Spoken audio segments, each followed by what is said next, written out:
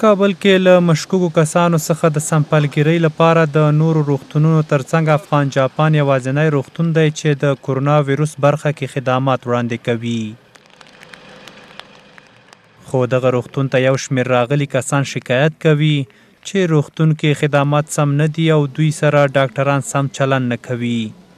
دوی وایي څو ورځې کېږي د سمپل ورکولو په هدف افغان جاپان روغتون ته راځي خو سمپل ترې نه اخیستل کېږي.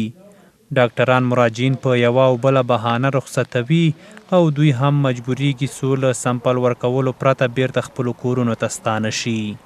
کابل کې د افغان جاپان روغتون ته بې شمېره خلک هره ورځ د سمپلو اخیستو په هدف راځي، خو دلته وایي چې ډاکټران له خلکو نه پوښتنه نه کوي او دوی هم د ساعتو په تېرېدو سره بیرته خپلو کورونو ته ځي.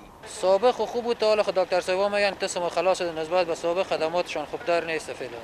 ما روز پنجشنبه اینجا سمپل داده بودیم، حالا آمدیم پشت نتایجش یکیش میگه دوشو ببرو، دیگهش میگه دویشو ببرو، این تو مشکلات هست. فعلا نیست، نه کلش اونجا بیکار قرار سر میزاش شته.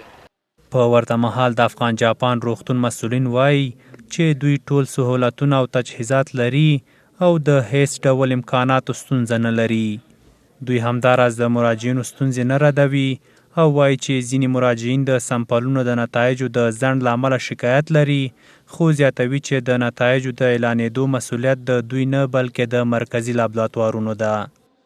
یک نرس، دکتر، کارگر خدماتی در لابراتوارهایی که فعلا فقط در اتاقی که ما مریض مثبت داریم یا مریض بیشتر است، فعلا در اتاق فقط مصروف خدمت نباشه بخش از مردم.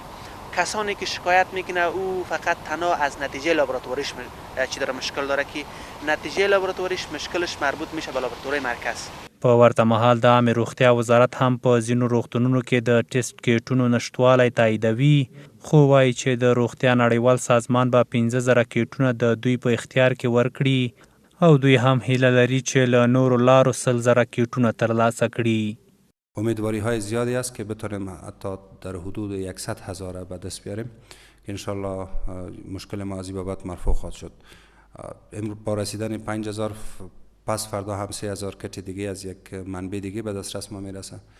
10,000 کت هم نتورک پولیو خریداری میکنه که مشکلات زیاد مرفوع خواهد شد.